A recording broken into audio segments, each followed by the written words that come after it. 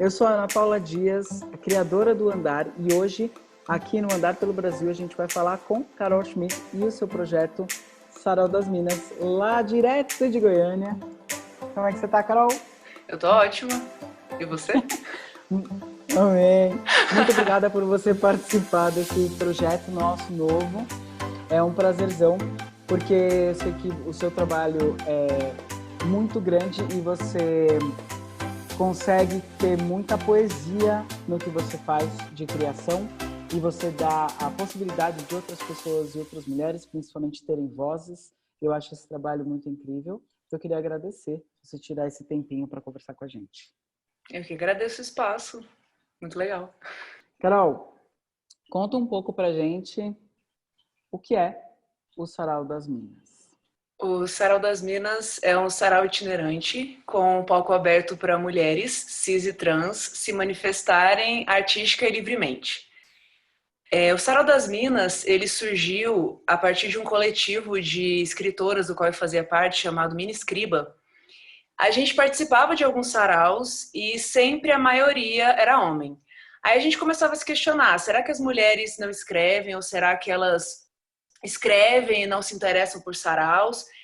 E aí a gente teve a ideia de fazer um sarau com um palco exclusivo para mulheres. Acabou que durante o coletivo, algumas começaram a fazer mestrado, doutorado, e eu fiquei meio sozinha com a ideia.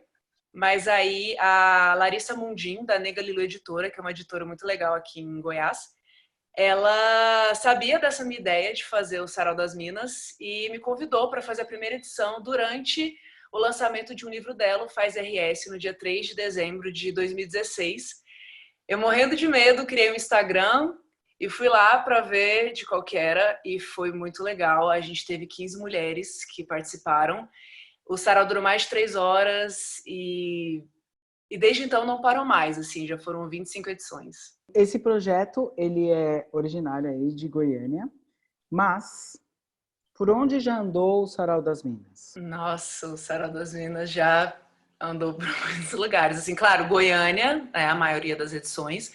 A gente já fez em Aparecida de Goiânia, que é uma cidade assim muito próxima a Goiânia, em Pirinópolis, Anápolis, cidade de Goiás. A gente quase fez em Brasília, mas aí teve um cancelamento.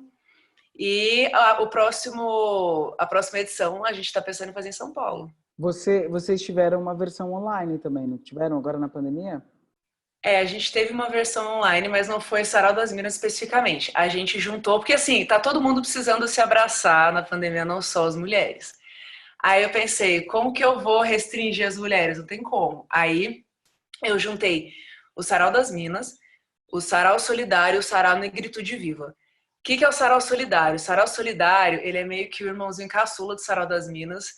O Sarau das Minas, ele foi acontecendo, eu brinco que tem uma espécie de mão invisível que cuida do Sarau das Minas. A gente nunca teve espaço, nunca teve equipamento de som, todas as edições, nunca teve lei de incentivo. Todas as edições, tem que fazer ali, as pessoas vão se ajudando e a edição acontece. E o caminho natural do Sarau das Minas foi ir para a periferia. E aí, na periferia, a gente fez algumas edições do Sarau das Minas e eu vi que não fazia muito sentido um palco exclusivo para mulheres na periferia. E aí eu falei, como que eu faço para incluir de alguma forma um outro conceito de sarau? E aí, no dia do resultado das eleições atuais, eu estava muito, muito triste. E aí eu falei, e aí foi o dia que o Sarau Solidário nasceu, que foi uma espécie de contramovimento ao resultado das eleições. Eu pensei um sarau que acontece necessariamente na periferia, palco aberto para todos que quiserem se apresentar, homens, mulheres, cis, trans, intersex. E durante essas edições, a gente distribuiria livros em formatos de gelateca, sabe? Que a gente deixaria uma espécie de biblioteca comunitária. E também kits escolares. Por demandar dinheiro, né? Porque assim, a gelateca, a customização custa, os kits escolares também, a gente só fez 2 edições do Sarau Solidário até hoje. Contando, sim, a terceira seria o Abraçaço, né? Que estava junto também. O Sarau Negritude Viva, ele surgiu também do Sarau das Minas, porque muitas pessoas entravam em contato com o Sarau das Minas para a gente participar de eventos da consciência negra.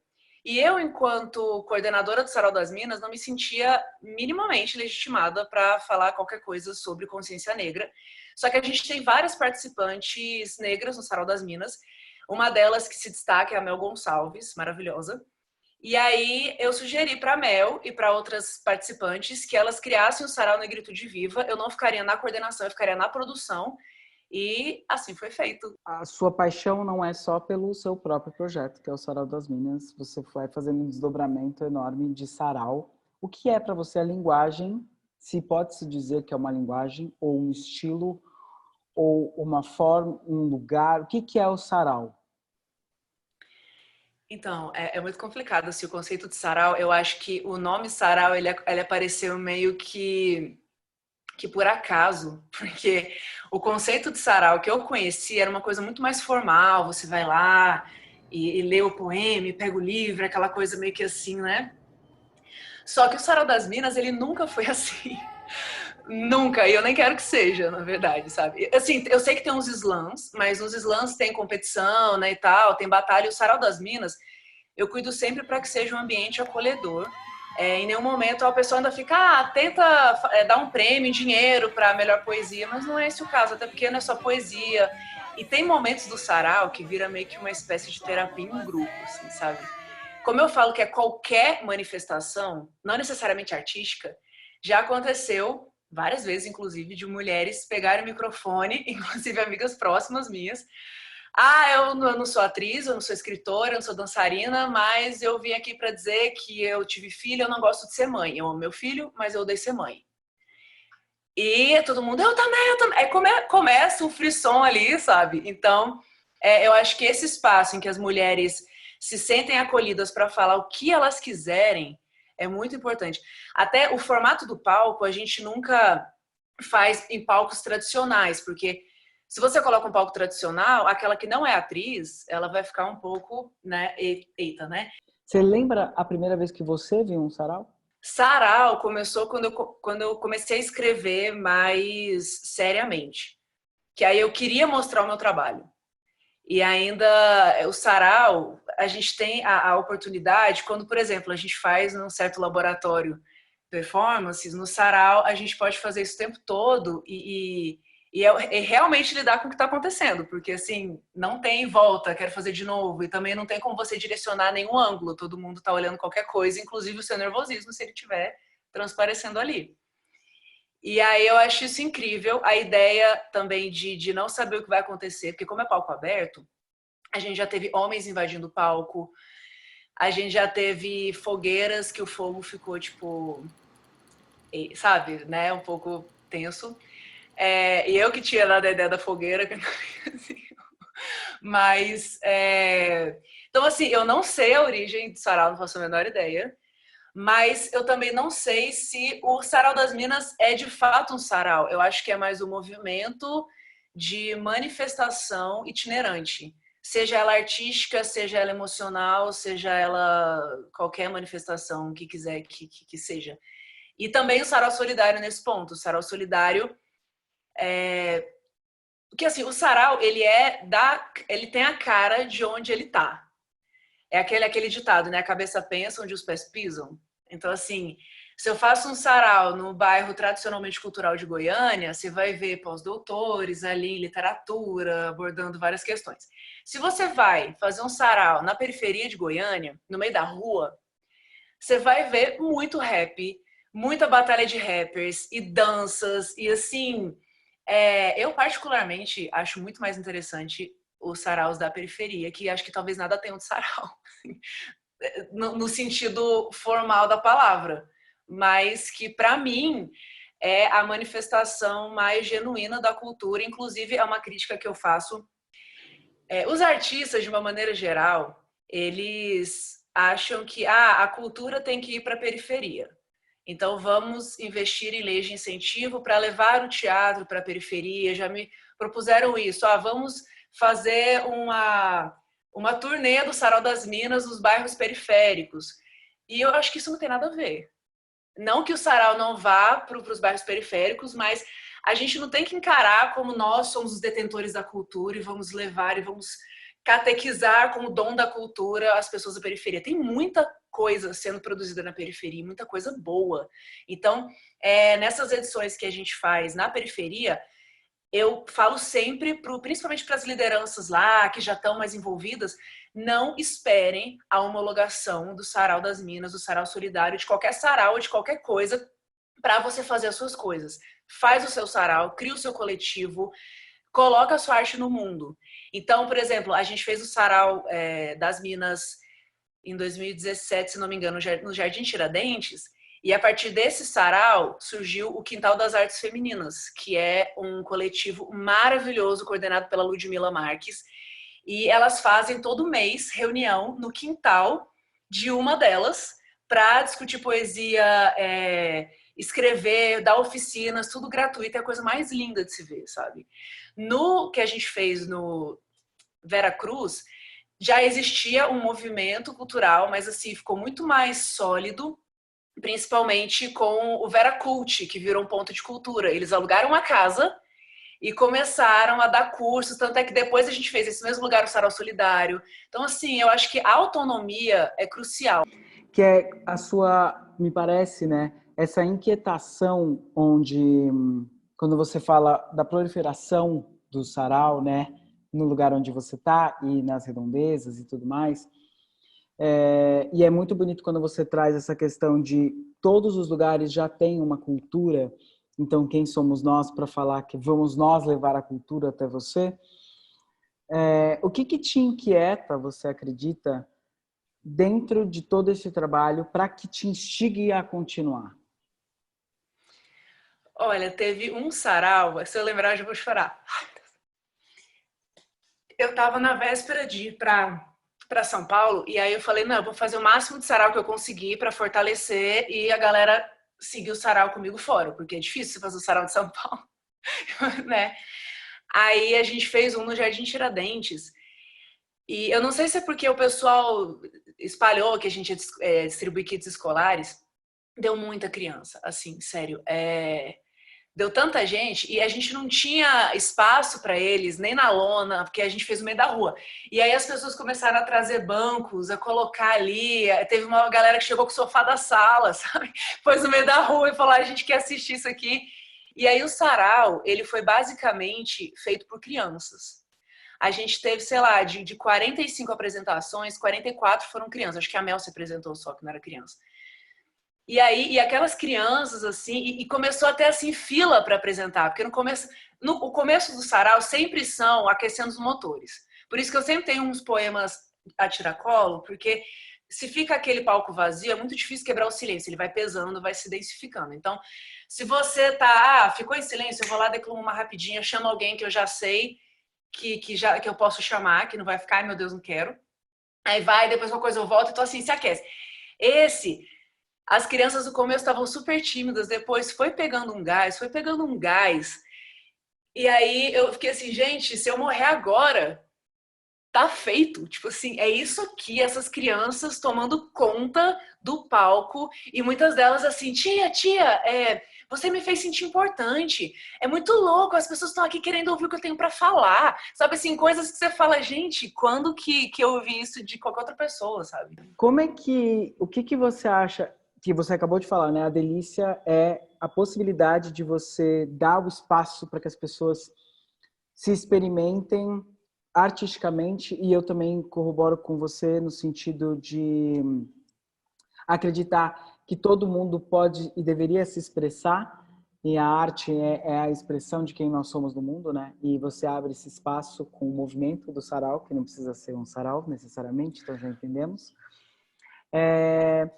Dessas delícias, com certeza, temos dores, como você mesma estava dizendo. Você se lembra de alguma coisa? Existe alguma dificuldade maior com relação a esse formato de liberdade?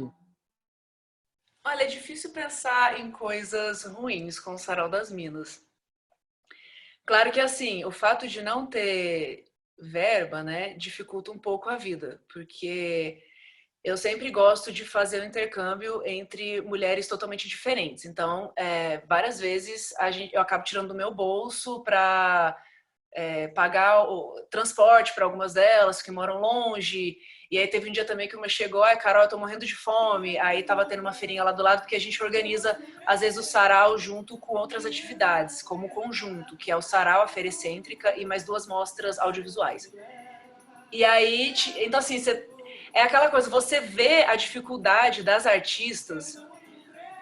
Não que a minha vida não tenha dificuldades, mas assim, eu venho de um lugar extremamente privilegiado. Eu sou branca, sou classe média, eu nunca tive que trabalhar na minha infância, na minha adolescência. Ah, eu quero ser atriz. Papai e mamãe entendem. Tenho papai e mamãe, sabe? Então, assim, ser artista já é difícil com todos esses facilitadores. É quando você vai para a periferia e vê ali a mulher que tem 6 filhos, que é semi-analfabeta, que chorou quando ganhou um livro num sorteio, que foi o primeiro livro que ela pegou. E aí a gente vai para a questão, qual é o conceito de livro? O livro é o livro que é editado pela editora, que é impresso? O que pode ser livro? Será que uma pessoa pode ser um livro? Será que uma cena pode ser um livro? Então, assim, eu acho que esse contraste me deixa um pouco... É mais uma crise interna do que um problema real do sarau. Olha, assim, se eu fosse falar de uma parte ruim... Nossa, é realmente difícil, porque o cansaço, claro, que tem edição de sarau que dura 5 horas e meia. Então, eu nunca teve uma edição que durasse menos de 3 horas. Que é muito... Como demora para aquecer, quando tá aquecido, eu não tenho coragem de falar, gente, deu tempo, tchau, sabe? Você que... Aquela pessoa que você sente nos olhinhos que tá só esperando, agora eu vou, sabe? E às vezes eu olho, quando eu sinto isso, eu falo, você gostaria? E a pessoa quase sempre levanta. Eu fico assim, muito chocada, que realmente ela só precisava de um vai lá, sabe? Mas o cansaço é uma coisa que teve uma época que a gente fazia sarau tipo 2, 3 por mês, assim, que foi a febre do sarau, que eu falo todo mundo. Faz o sarau aqui, e eu ficava aceitando todos os convites.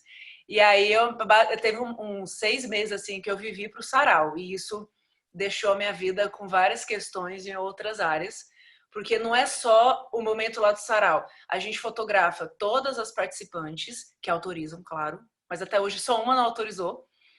E a gente sempre posta tem uma página do Facebook que tem todas as edições nos álbuns. E é assim, o que a pessoa, quem é a pessoa, o que ela fez, se ela tem alguma página no Instagram, blog, para assim, se o público vê uma artista, nossa, eu gostei muito dela, mas por alguma razão eu não consegui acompanhar, não consegui anotar. Aí ele pode procurar na página do Sarau das Minas, que ele com certeza vai encontrar a atriz, a artista que ele quiser. Como é que é fazer, você acredita, o sarau, esse movimento, na verdade, então vou começar a chamar assim, um no Brasil e um em Goiânia? Tipo, o que você acha que é fundamental você estar onde você está para fazê-lo? Então, Goiânia especificamente, assim, o Brasil inteiro está bem conservador no momento, mas Goiás é um pouco mais pesado. E aqui a tradição cultural é, de longe, muito mais forte na área, por exemplo, sertaneja. E quando você vai pegar na área, porque assim, como o sarau ele aborda várias artes, não tem como eu falar de todas elas, né? Mas, por exemplo, literatura. Quase 2/3 dos livros publicados no Brasil são Eixo Rio-São Paulo por homens brancos. Aí você fala, cadê a literatura produzida no Centro-Oeste? Será que a gente precisa de cota? Algumas leis de incentivo têm a cota, né? Ou será que realmente precisa de cota ou será que não existe literatura de qualidade? E o que é literatura de qualidade também? É a literatura que agrada a academia, que poucas pessoas entendem? E aí vai para aquele aspecto que ficou latente na minha cabeça no laboratório. Mas é que assim, quando você faz uma arte, qualquer que seja ela, coloca no mundo, você não controla como aquela pessoa vai absorver aquela arte. E a academia hoje, na área literária, que eu estou dizendo, né, muitas vezes começa a criar teorias e teorias em cima de um texto que era para ser muito simples. E às vezes o próprio autor, já aconteceu isso comigo, de eu postar texto, e olha que assim, não sou uma escritora renomada e tal, e da pessoa, nossa, você quis dizer isso, isso, isso. Eu não tinha pensado em nada daquilo. Eu queria dizer exatamente o que estava escrito, literalmente, no texto. Eu não viajei, não tinha questões de Édipo, nenhuma dessas questões. Era aquilo mesmo. Então, o que, que é uma literatura de qualidade? É aquela literatura que você fica viajando a maionese em cima dela, ou é a literatura que traz verdade? Será que um livro, um texto escrito por uma pessoa da periferia, com vários erros de português, será que esse livro ele não é mais revolucionário, com mais qualidade do que um livro dentro da norma culta? E por que que uma publicação tem que estar inteirinha na norma culta? Por que que tem que ter revisão? Por que que a gente não vai ler a linguagem real da pessoa que está produzindo arte de onde ela vive, seja da periferia, fora, enfim, a linguagem dela? Também sou um pouco contra a revisão. A questão do machismo também pesa bastante.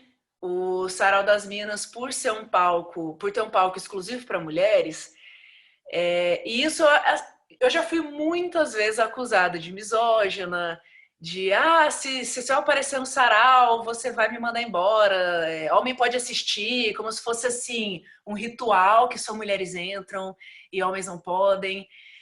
Mas eu acho que essas críticas, elas também mostram que o sarau tá no rumo certo. Se tá incomodando, tá legal.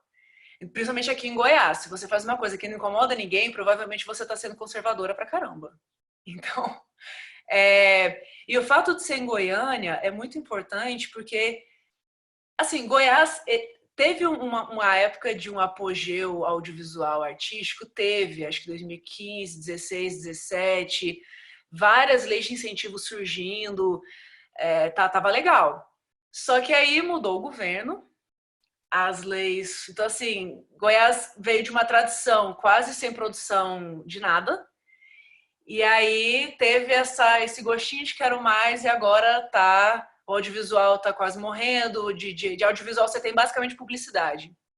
O cinema tá bem capenga e tem muita coisa de qualidade sendo feita aqui. E o sarau, mesmo que não dê pra gente fazer presencial, manter o sarau virtualmente, seja pelo Zoom, seja pelo feed, é importante para manter essa chama acesa, porque a chama da arte ela é muito, muito frágil.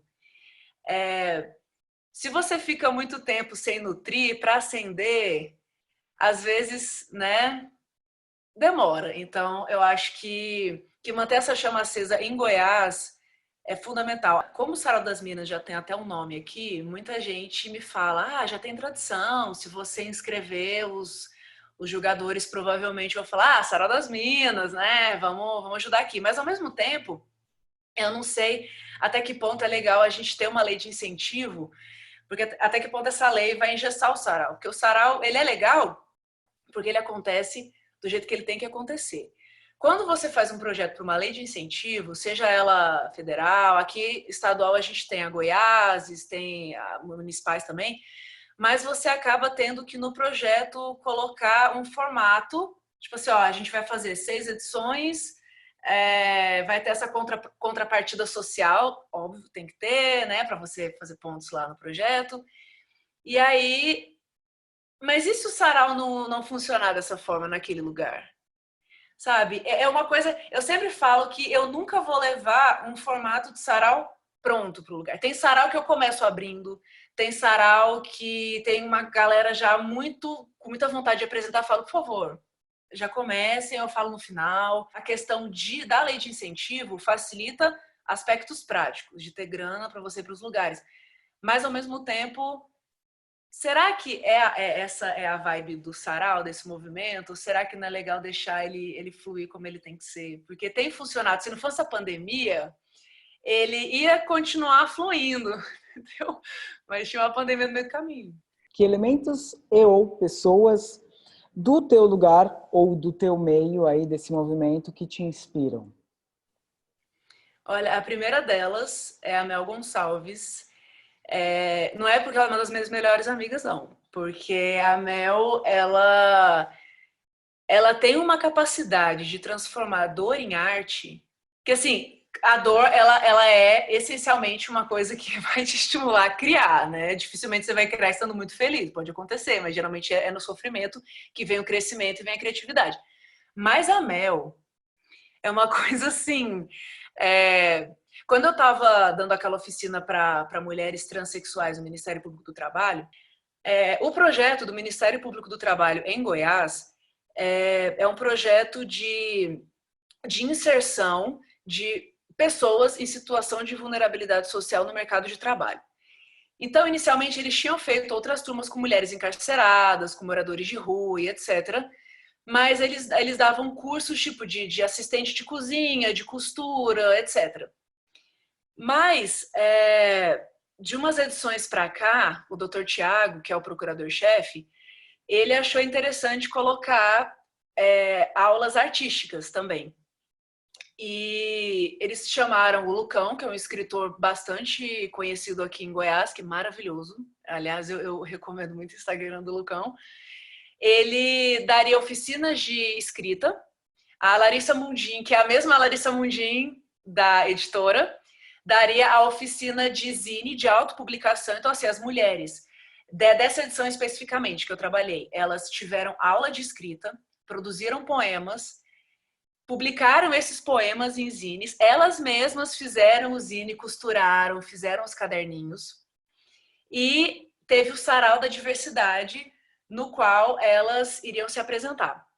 E aí me chamaram para quê? Eles tinham usado o termo aula de oratória, assim, sabe? Para elas, né, se apresentarem mais à vontade, mas eu acabei levando para um lugar completamente diferente da oratória. Porque quando eu cheguei lá, eu estava com muito receio de ter um choque, porque assim, eram mulheres trans e mulheres que tiveram filhos mortos por violência policial. E aí, chega lá, esta pessoa, mulher cis, branca, que nunca sofreu violência policial, falando como que elas devem se expressar com o poema delas. Tipo, que presunção é essa? Aí eu falei, a última coisa que eu quero fazer é isso. Então eu fiz um questionário para elas, parecendo até um pouco o questionário que você já fez na imersão, mas eu perguntei outras coisas.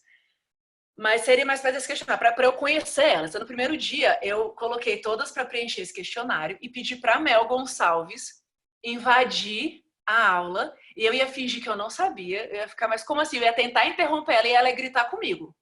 Eu falei, olha, você pode fazer o que você quiser. E a Mel preparou uma performance tão forte, mas tão forte. Eu filmei, porque eu falei, gente, eu preciso, né? E assim, no início, nos primeiros, sei lá, 20 minutos, enquanto eu tava passando o questionário, elas estavam em linguagem corporal, tipo assim, pra mim. Tinha algumas que estavam com chiclete, tipo, com o celular, nem olhando na minha cara. A Mel entrou, elas ficavam assim, professora, tipo assim, você não vai fazer nada. E eu ficava assim, meu Deus, que absurdo. E a Mel, pá, algumas choraram, outras, tanto é que desmontou a turma. Aí, quando acabou, e aí aconteceu que logo depois que a Mel se apresentou, ela foi sentar numa cadeira e a cadeira quebrou. Ela caiu no chão. E aí isso não fazia, óbvio, parte da cena, mas as meninas que estavam assim, olhando para o nada, levantaram tão rapidamente para ajudar a Mel e se abraçaram e começaram a chorar. E aí eu aproveitei que nessa lista elas tinham colocado músicas. Aí eu comecei assim, cada uma vai falar quando eu colocar a música que colocou no questionário. Então, isso foi assim, o primeiro dia já foi um dia de desarmar total. E aí depois eu fiquei a semana inteira com elas, foi muito incrível. Aí depois a gente foi meio que construindo o jeito que cada uma tinha de se expressar. Porque não adianta você chegar... A vida de uma mulher transexual da periferia, eu não tinha ideia. Assim, ideia eu tinha, mas todas já tinham se prostituído, ou eram prostitutas, ou são prostitutas, né? Imagina você ser prostituta durante uma pandemia e não ter outra forma de viver. Então, acabou que eu tinha planejado um monte de atividade para fazer, eu também não fiz nenhuma, porque eu vi que elas queriam falar muito mais do que eu vi. Então, a gente meio que eu usei um pouco de teatro oprimido para fazer esse teatro fórum com elas e tal. Mas ao longo da semana eu ouvi muito mais do que eu falei. E o sarau, especificamente, que tinha, assim, eu tinha um produto para entregar. Não era que é aquela coisa assim, eu também não vou falar, eu vou fazer sarau bonito, custe o que custar. Não ia passar por cima de nenhuma delas. Mas elas tinham que se apresentar, não era opcional. Muitas ficavam assim, pelo amor de Deus, tia, faz isso não. Eu não quero falar, é muita gente, vai estar lá e tal. E eu comecei a fazer umas dinâmicas. Tem um exercício que eu chamei de Frankenstein, Frank. Eu juntei um pouco de bioenergética com o teatro do oprimido, aí eu fiz de um jeito lá que elas soltaram a língua de uma maneira incrível. Só que algumas delas, algumas das mães que tinham tido os filhos mortos por violência policial, elas eram evangélicas. E as mulheres trans, nesse momento lá de falar, muitas levaram para o aspecto sexual, contando detalhes e tal, e etc. E aí começou a ter um embate entre elas. E nisso, quando começou a ter esse embate, eu falei, gente, será que assim, eu tentei manter um nível de respeito entre elas, porque começou a ficar tenso. E aí, depois disso, uma das mulheres, que não é trans, que vem de uma família conservadora e tal, que teve o filho assassinado, ela já tinha dado a entrevista, ela falou assim, eu posso falar de novo? Aí eu, claro. E na entrevista eu perguntava só assim, o que você quer, o que você acha que é importante que a gente saiba? Eu não perguntei como que foi o curso, você gostou ou não gostou, o que você quer dizer? Você pode falar da sua roupa se você quiser, não importa. Aí ela pediu para falar de novo e fez um discurso. Ela, olha, esse lance de trans, eu não sabia que existia, mas depois eu fui ver que elas são mulheres igual a gente que tem que respeitar. E ela fez que eu falei, caramba, entre elas rolou uma coisa assim, teve um embate, mas depois teve um acolhimento muito incrível. Não, nós somos a referência do que a gente viveu e acredito que todas essas referências que você tem do teu trabalho e da tua vontade e do teu olhar artístico no mundo é o que faz com que o sarau ou todo o movimento dessa expressão grande que você está trazendo para a sua região, mas agora também está se expandindo por causa do online, por causa de você vir para São Paulo, é muito de acordo com a referência que você tem e o teu olhar real como artista, de que essa mistura é importante, de que as pessoas precisam se ver, de que as pessoas precisam se respeitar, e basta com que você dê o espaço para que alguém possa ter voz, que ela entende que ela pode existir no mundo. Então, acho que faz total sentido, assim, porque muitas pessoas têm as suas vozes mutadas por questões físicas, por questões intelectuais, por questões de território. Então, assim, acredito que faz total sentido com o que você está trazendo e o seu trabalho, não só como atriz, artista, e também essa criadora e possibilitadora, se assim pode se dizer, de que outras pessoas tenham a oportunidade. E eu acho que isso é grandioso, sabe? E é muito importante a gente saber que existe isso no nosso Brasil, porque a gente tem muitas referências externas, né, de movimentos onde a gente pede voz e dá voz. É importante que a gente saiba que existe esse movimento, que agora ele, como ele está nas redes, ele é um movimento brasileiro. E como você mesma deu de exemplo, acho que quando você se vê representado, e não precisa ser representado grandiosamente, simplesmente a pessoa do teu lado fala, você existe para mim, já é uma forma de fazer essa invisibilidade parar de acontecer, e isso faz com que essas pessoas voltem a ter o direito de serem seres humanos vistos na sociedade. Então, acho que o seu trabalho me traz, né, isso muito, e por isso que a gente também é um dos motivos da gente te trazer, porque é necessário que seja visto um trabalho como esse e que ele ganhe voz e se multiplique em outros lugares. O que você espera dos próximos? Essa sementinha que você está plantando, assim, o que você espera? Eu espero continuar com esse movimento, que ele nunca pare e que cada vez mais movimentos surjam, não apenas o Sarau das Minas, que o Quintal das Artes Femininas cresça, que o Vera Cult cresça, que o Sarau Negrito de Viva, que o Sarau Solidário, que os slams, e que mais pessoas consigam, que não apenas outras pessoas deem voz, mas que elas conquistem a voz. Que elas falem, independentemente da pessoa permitir ou dar as condições, entendeu? Você cria as suas condições e você fala. Então eu vou te fazer uma pergunta que você me inspirou, porque você a fez. O que você acha importante que a gente saiba sobre todo esse movimento? Nossa. Ou sobre a arte? Ou sobre o que você faz? Eu tentei fugir da arte, né? Eu fiz direito, fiquei uns 5 anos completamente longe de tudo, artístico, né? Assim, longe de expressividade, mas claro que a arte não sai da gente nunca, né? Mas a gente finge que não, a gente finge que agora eu sou um advogado, não tá acontecendo nada, tá bom. Então, eu acho que não tem como a Carol ser de outra forma.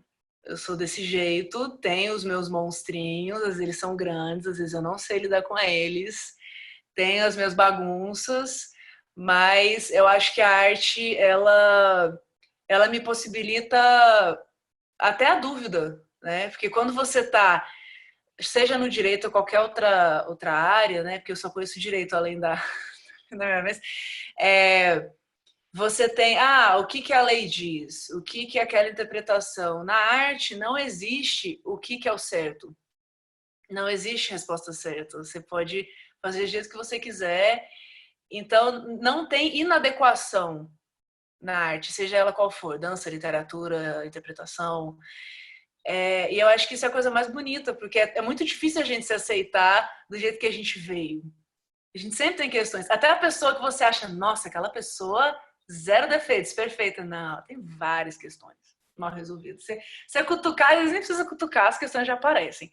Então, a arte é como se te acolhesse, falasse, tá tudo bem, vem aqui com suas questões, vamos ser felizes, ainda vamos ganhar aplauso com isso. Tá tudo bem. Cá, muito, muito obrigada mesmo pelo seu trabalho, principalmente, mas também por você estar com a gente nesse projeto. E saiba que sempre o andar está aberto para que essas vozes possam ecoar. E muito obrigada mesmo por todo o seu trabalho e por estar aqui com a gente. Essa foi Carol Schmidt e a gente falou um pouco sobre todo um movimento que é o Sarau das Minas e todas as suas reverberações. Então fica sempre ligado que já já a gente tem mais andar pelo Brasil.